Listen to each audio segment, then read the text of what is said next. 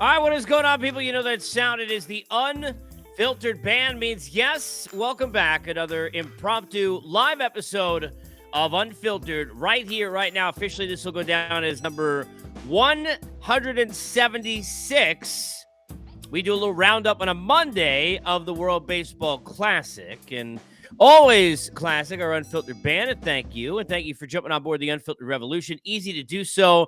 If you're already on the Twitter side at Casey Stern to do that, you could jump into the bio, hit up on the YouTube channel, get all the videos, all the conversations, all the interviews, all the rants, all the pomp and circumstance, if you will, over there. Like, subscribe, comment along the way. And, of course, where most of you are, which will be belated, and that is, of course, over on Apple, Spotify, and everywhere where you get your podcast. Got a lot to get to today. You could jump in the chat live, or if you get it belated, you can do it via the reply in Twitter or comment on YouTube, and I'll get back to you in both of those vehicles as well. As always, we are here presented by our good friends at BetOnline. BetOnline remains your number one source for your sports betting needs this season. Everything from pro and college basketball, UFC, MMA, and more.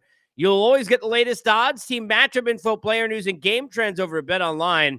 Live betting options, free contests, live scores, almost any game, any sport imaginable. BetOnline truly is the fastest and easiest way. Bet all your favorite leagues and events. Head over to the website today or use your mobile device to join and receive your 50% welcome bonus with your first deposit. Make sure to use the promo code BELIEVE, that's BLEAV, to receive your reward. That's betonline.ag. That's betonline.ag, where the game starts as we get started here. A lot I want to hit on. Don't know how long this will be, but I want to do some real talk on the WBC, and a lot of it, a majority of this is good. I got to start here, though, and I posted a brief video last night on this, but I got to just revisit this again, just get out of the way. Pull the Band-Aid off. The amount of people that are baseball diehard fans that had to wake up this morning on the East Coast and go check the score, and I'm sure we're stunned that the U.S. lost 11-5, and I'll get to that. The amount of people that had to get up and check and go into their phone and go into their iPad, because we ain't called 976-1313 anymore, and in fact, I remember that number from the 80s is crazy. For those of you who are old enough to used to have to dial the phones in the day and age where you would have to wait. And I remember I was trying to get the score for like teams that I rooted for, like St. John's on the college basketball side with like Chris Mullen and Mark Jackson. And I got to wait all the way Appalachian State, Boise State, and Ball State, which would be before that because Alphabet I got. Don't worry, I got that on lock. But you get the point. The amount of people that had to wake up last night or this morning and check the score because this game started at 10 minutes after 10 o'clock at night on the East Coast on a Sunday, and we'll do so again today on a Monday, and I believe the next game after that for the U.S. is on Wednesday, is a complete and utter shame. I'd say joke, but it's not very funny. It's a shame. It's not a surprise. It's not a surprise. Unlike maybe if you turned on and you looked at the U.S. losing 11-5 and said, wow, I was shocked by that. You're not shocked by this. And why? Because we are all fans of Major League Baseball. So you are not shocked by this. Because in 2017, the championship game was on at 9 o'clock at MLB Network while an Empire rerun was running on Fox. You are not shocked by this. But to be sitting here 6 years later and to still not understand that you are losing an audience that you could gain. And I said gain. I didn't say keep. Baseball fans are going to watch baseball. College basketball fans are going to watch college basketball. But in the NCAA tournament, March Madness, and I didn't learn this by covering it, I learned it by watching it. When it comes to March Madness, how many of you and you and you and you who are watching or listening to this right now are going to be involved in pools and brackets, and you went to some small D3 school, you don't even know if they got a college basketball team, you don't care, you don't understand any of the teams that are playing or what the seeds even mean, but somebody said, hey, $10 at the office, you could win 500, and you said, I'm all up in that. I said gain, not keep. Baseball fans are going to watch baseball. Baseball fans will watch the World Baseball Classic. Baseball fans will go drive by to a local school and watch an extra game when their kid's not playing because they're baseball fans. But I said gain, not keep. You got a chance to gain fans, and you cannot gain them on FS1 at 10 o'clock at night on a Sunday. The only people you're gaining there are people with insomnia. You can't gain anyone. Now, you can keep, but you cannot gain. The idea of building a sport is to gain. It's to add. This is not rocket science, and this is where baseball fails. The pitch clock. Not getting into that here. I've done that before. So far, it's been brilliant. I think it worked it very effectively, right? But the idea of why that is important is because there's a chance that when somebody lays eyes on the game that's not a diehard fan, you may gain that fan by that pace being quicker, by it not having as much downtime in between the margins. The diehard fan is already there. That's the college hoops fan who watched the Big East tournament, even though it's the Big Least now, and watched that before they got to the NCAA tournament of March Madness, because they're not just in it for a pool. They're in it to win it all season long. That's the NFL fan who's watching not just the Red Zone channel for their fantasy players, but they're watching every game over at wherever. Your Dave and Buster's, where I was in college, and they still have champions over at Copley Square in the Marriott. For those of you, shout out to that. Wherever you're watching the game, okay? Doesn't matter, right? You're in it. You're in it for all of it. You're gambling on it. You're in it to win it for all the games. But you don't need to be gained. And you don't really even need to have anything done to be kept. You're locked in. Where baseball loses its mind and its footing, and to me, it's grace in the marketing department, which is about a 0.0. Like the Baseball Reference odds of the Washington Nationals, right? Or is it Fangraphs? Of the Washington Nationals winning this year, I haven't looked. I'm going to guess 0.0, right? Especially being in the East. Sorry, Joey Meneses. Even with him, it's not moving. That needle not budging at 0.0. But you can't gain at 10 o'clock at night on the East Coast. Now, the Oscars, are they really thinking, hey, a baseball fan that's locked into USA Mexico, they might be trying to find out who got that cinematography Oscar. Are we kidding? I don't think they cared about that. At least they shouldn't. And if you're trying to get somebody to slide off of the Oscars to you at 10 o'clock at night or 11 when it's over, they can do that to regular Fox. They can't do it to FS1. Hello. Not by accident. Hi, how do you do?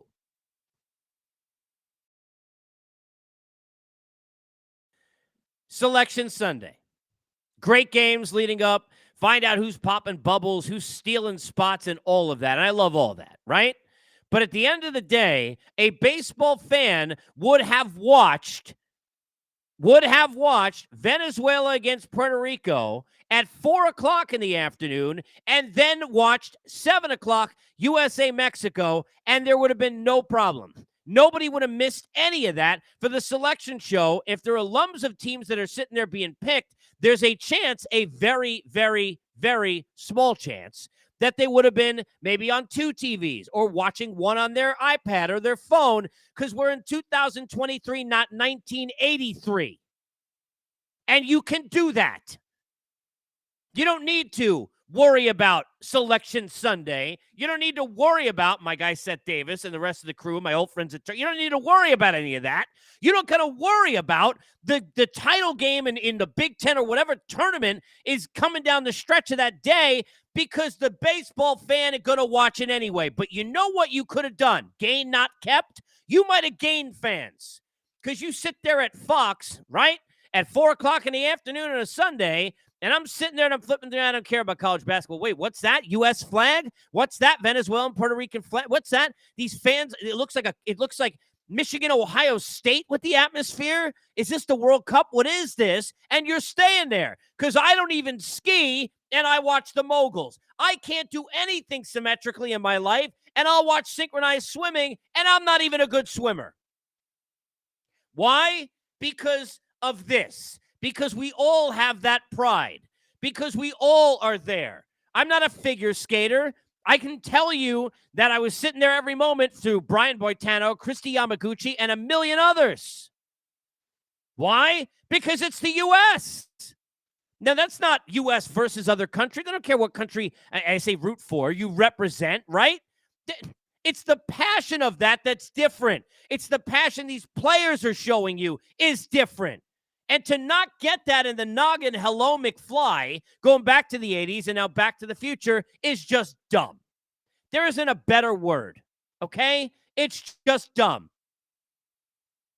It is dumb. Why is it on at 10 o'clock at night on a Monday? You tell me. What's the reason? What are they going to tell you is the answer? Well, we got to fit 2 games in that ballpark. Well, the other one couldn't start at 4?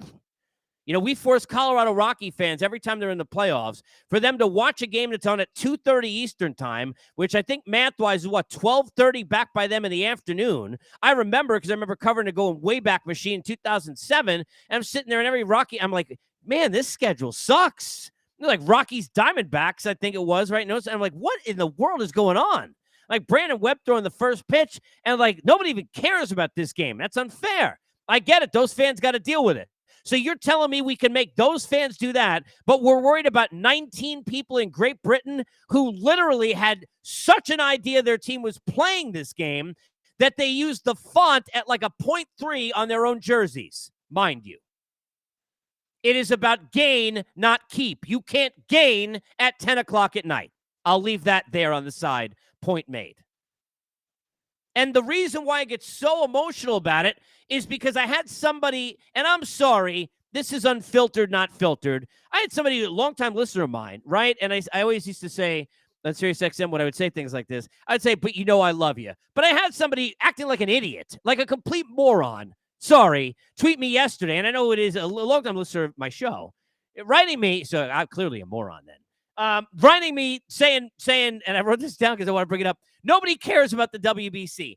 Let me tell you something. If you like sports, right, you love that sport. I love the sport of basketball, okay? I can go run and get into a game right now if I didn't have my kids off from school today, right? And I'd be happier than a pig where. I can go watch some random dudes run up and down in the park. I love that because I love the game. If you love baseball and you're saying no one cares about WBC, first of all, you're an idiot. Second of all, you're an idiot. Because go watch the level of the atmosphere and the entertainment and the mindset and that it factor that you got in the way these dudes are playing. And if you don't believe me, go watch it today and tonight. And you're in March. You can't get that from another sport outside of college basketball in March. You're not getting that feel, and my Islanders got, where are they? With that shoulder, 18 games left. You're not getting that feel tonight in the game they're playing, or tomorrow, I guess it is, against the LA Kings for 2 teams fighting for spots in March with 18 games to go. You're not, because they're not feeling what they were feeling in that locker room in that clubhouse in Venezuela after that win. Go watch the videos. They're all over the internet. They're not feeling that, but you're feeling that if you're watching these games. So if you're saying nobody cares about the WBC, now you may not care, and I don't got to force you to care. I don't got to force anybody to care. That's fine. Yeah, I'm sitting here and God bless, and nothing against it at all. One of the most reputable people and kindest people in this industry, in my guy JP Morosi, nobody loves the WBC more than him. It doesn't matter if it was 4 years ago in some random day in the calendar. But if you're telling me right now nobody cares about the WBC today, you're not paying attention, dude. Sorry. And you're not cool. That's not like, blackberries are dumb, and then you have 4 of them. I'm sorry. Snap bracelets can hurt you. Then you got 6 that say cowabunga, dude. Sorry. Grow up. Grow up. Grow up. 3 times for effect. Beetlejuice, Beetlejuice, Beetlejuice, Candyman, Candyman, Candyman. Grow up, grow up, grow up. People care because it's about country. It's about pride. Yeah, people care. Of course they care. That's why I'm so ticked off that the games are on so late at night, because I'm going to watch it because I'm insane. I love this sport. Of course I'm up. Yeah, I stayed up and watched the game, and I'll get to that. Of course. But that's why I get so animated, because I want the people who are like, baseball, I don't know. I want them to stumble into it. I'm watching the moguls. They will stay and watch this. That's why you can't have the championship game 9 o'clock at night in 2017 on MLB Network, who, by the way, do a fantastic job. But my point of that for years, and I don't want to stake claim to why they changed this, but I will stake claim to yelling about this for 6 years, and you do your own math. If you're listening at SiriusXM, you already heard this a million times. How the hell can you have Empire reruns on Fox when you can't stumble into the game? You got to go find MLB Network. That is already baseball fans. That is already baseball fans. I don't watch NASCAR. You want to get me to watch it, you got to drag me there. I'm not already watching it. The only people watching MLB Network are MLB fans. That's why it had to be on other channels. There's nothing against the network. Now you did that for a day, put it on Fox, then you took it up, put it on FS1. I'm sure plenty of people at 11 o'clock at night in the third inning, U.S. down 2-1 with some mama drama, sitting there on a night where they could have easily been watching that instead of something else if they weren't into The Last of Us or whatever other show. I'm sure that they accidentally went to FS1 to find it at 11 o'clock at night. Yeah, I'm sure. I mean, really? Let's get to the game. And this is, I want to tell you, this is not an indictment on what I'm about to say, the U.S. team. This is, I used to, and I'll go back a second, all right? I'm clearly passionate about this. I'll go back a second. I used to say, well, you know what? The WBC, it's a great idea. It's never going to work. And you can't really alter anything around the season or the game, the schedule or anything in whatever year, every 2 years, every 4 years, whenever you're going to do it, right? Because of COVID, we had 6. You can't do that because you just can't do that. You got all these investments, in time and money and teams and payrolls and the actual season. You can't do it, right? You can't do it in the middle of the year. Everyone's always like, how are you going to do it in the middle of the season? Because the owners are obsessed with getting their money. We all know that. We saw the CBA. You go try telling them, don't worry, we'll play 154 games this season instead, so Puerto Rico could go play Colombia. Go tell them that. And I'm not saying that making a joke because I wouldn't watch it. You go tell an owner that of one of the 30 teams. Good luck, okay? They're not going to do that. They're not taking any of the gates off. They're not taking any of the regional money. They're not taking any of the money that they get off of any game. They're going to play 162. So you can't do that. Because what you can do is you could try and do kind of a combine of what the NHL does and do it differently a little bit. You could do it in the middle of the season, and you could sit there for a week or two, and instead of the All-Star game, because all your All-Stars for the most part are going to be there, you could shut the game down for 2 weeks, and in whatever the All-Star stadium was going to be, even in one park, do a tournament. And it would be amazing. It would be amazing. Did I say that again? It would be amazing. In July, everybody watching, and then you can have watch people knock me real cities. Sorry, and I'm not talking about Miami, but I am talking about Phoenix. All right?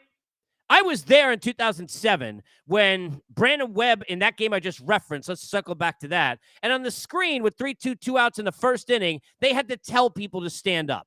That crowd was crazy yesterday, right? It was crazy. But what if you did all these games in Miami?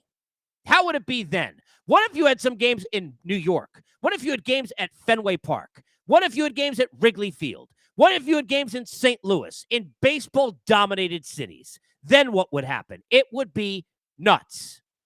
And you could do all sorts of different things, but you're probably going to have to cut the season down to 154 games every some odd years. Good luck with that. Now, I could sell you on here's the way you could give revenue share with some of the teams, let the league make some of the money, pass it back. It's not going to happen that way. But here's why you want that to happen, because what happened yesterday, I'm not saying Mexico can't beat the U.S. I'm not, because anybody could beat anybody, all right? We know that. But you are in a situation where it's like Little League. The guy has to play this many innings, and everybody's got to play shortstop, and everybody got to play left field, and it's all that. Now, look, I love Tim Anderson. No one loves Tim Anderson more than me. Well, probably his family and maybe some other people. But you get the point. Love TA7. Love him. Love what he is for the game. And he got a hit yesterday. At least one, right? Love the dude. Trey Turner should be playing every day, all right? I don't care what the hell is happening. Trey Turner should be playing every day. That's it. I'm sorry. He's at that level where he should be playing every game. That's it, right? But he can't Because you go back to, and I don't remember, was it my guy Buck or was it Davey Johnson? I don't remember who was the manager at the time, but go back to the initial or one of the first couple of WBCs, and you got Jimmy Rollins, who's 2 for 2, and this is not like I'm trying to, pump up my guy J-Roll. This is just reality. It's not an anti-Jeter thing either. But Jimmy Rollins was red hot right during the MVP heyday. He was 2 for 2, I think, to start a game. And then they put Jeter in because he's Derek Jeter and because it's spring training and you got to get your at-bats. Well, I don't care about who gets at-bats. You can't tell me, and I wrote this down, if I hear one more time that this is the dream team, I'm going to lose my bleeping mind. I mean, I'm literally, I know I'm angry. I'm spitting everywhere in this unfiltered studio. If you are going to use Dream Team, first of all, no one should ever use that after what happened and how dominant and amazing that team was with Jordan and Magic and Larry Bird and Barkley and David Robinson. And I'm not going to name the whole team and all those guys and Christian Laettner, right? Not going to do that. I guess the Bobby Witt Jr. is the Christian Laettner of the team, right? I'm not going to do that. And no offense to him. I'm just saying. But I don't want to hear about Dream Team when, and please understand, here we go back to nobody a bigger fan of then. I love Adam Wainwright. I love everything Adam Wainwright is about. I love Adam Wainwright's career. I love the fact that people thought Adam Wainwright was done years ago, and I'm sitting there at Turner, and we're doing this series where they, was it Atlanta? They gave up, or is it Washington, I guess? They gave up 10 runs in like the first inning, and they were done, and he comes in down 7 and is pitching like it's game 7 because that's who he is. And people thought his career was done, that he's coming back and he's having brilliant seasons because that's who he is. And with 100-plus pitches in the 7th inning, which we don't see anymore anyway, but he's one of those dudes, like a real ace, that you hand the ball, he's finding a way to get a guy out. I love Adam Wainwright. You can't tell me Dream Team and Adam Wainwright at this age is your ace. You can't tell me Dream Team and Nick Martinez, who was great out of a pen a year ago, is starting game 2. You can't tell me you're a Dream Team. And I remember doing an interview when nobody even knew who Brady Singer really was, with him and Brad Keller when they were on their way getting groceries at spring training, live on Sirius XM for anybody who used to listen to that show, Inside Pitch, going back now, it must have been 5 years ago. And he's a great kid, great future. You can't tell me Dream Team, and you got to keep him in for extra pitches. I'm not blaming Mark DeRosa. I'm blaming the whole thing because of the time you're doing it, what's more important, and how it's being played. But you're not going to get that feel from guys who aren't big leaguers. You're not going to get that feel from electricians in the Czech Republic. You're not going to get that feel out of a Vance Worley who hasn't pitched in the league in years. You're not going to get that feel out of even a Sandoval who gets to strike out his teammate Mike Trout and say, hey, here I am, and we're as good as you, because you're the U.S., and you're supposed to be the standard, and you don't want it as badly as those other teams because intrinsically you just can't want it as badly as those other teams. You just can't. But now the rules are putting you in a spot where I don't got Clayton Kershaw, I don't got Justin Verlander, I don't got Max Scherzer, and I can name 100 other dudes. I don't got any of them. I don't have any of them. That's a problem. I don't want to hear Dream Team anyway, but I definitely can't be hearing Dream Team if I got Waino at this age and Nick Martinez starting game 1 and 2. No, sorry. Can't hear it. That's just reality. And again, nothing against either of those guys or against Mark DeRosa at all. Or Tony Regans, because I understand. And by the way, look, he's not even a pitcher, but I remember Brandon Nimmo just yesterday saying, I want to go win a World Series. Of course, I'm sure he'd love to represent Team USA, but Mike Trout said that years ago. Maybe now guys like Nimmo, I'm not comparing the two players, will now change their mind. You have guys like Arenado and Goldschmidt saying what an unbelievable atmosphere, what an honor it was to wear those threads, and all of that is real. And the thing is real, but I think they should try and find a way to make it a bigger deal. I'm watching these games, and I'm watching Shohei Ohtani, and I'm watching the atmosphere with and teams like Great Britain, again, forget the uniform for a second, and the jersey, because, my God, you got people doing Create a Wrestler in WWE 2K23 who could have done a better job in like 17 seconds, all right? They got guys with a guy with a bird beak for a head, like my son does upstairs, for some ungodly reason getting in the ring, and I can make him make a better jersey than that in about 12 minutes. But these teams and the passion and everything that this is doing to grow the sport, we should be altering it to do something about it. We should. But it's almost unfair because you cannot tell me, and this is not some cop-out for the Dominican Republic or for the U.S. or for anybody, this is just reality, that you don't have all the guys. You can't keep them in the game. You got to sit there and worry about, again, somebody picking their nose in left field. I got to go switch him. No defense is going back to the Tim Anderson thing. Trey Turner playing every inning. I'm sorry. He's not on the list of guys getting taken out. He's just not. He's playing every game. And Tim Anderson made a beautiful play in the front. All that's great. And I'm sorry. This is not about favors or favorites. It's about, but to the other countries, go look at the way they play. They're playing out there like it's life or death. You got Gene Segura. If you didn't see it, go watch the video. A dude I love. You got Gene Segura saying that he was just in the World Series and he thinks this is way more important. That's not a knock on the Phillies. That is how inspired these guys are, wearing their countries and their colors. And to show that kind of baseball, we should be growing that kind of baseball. We should be gaining, not keeping, with that kind of baseball. We should be giving, not taking away, with that kind of baseball. And we absolutely should be finding a way to do it at a better time or in a better way. Finding some way. Nothing's perfect. It's not. It's not perfect. No.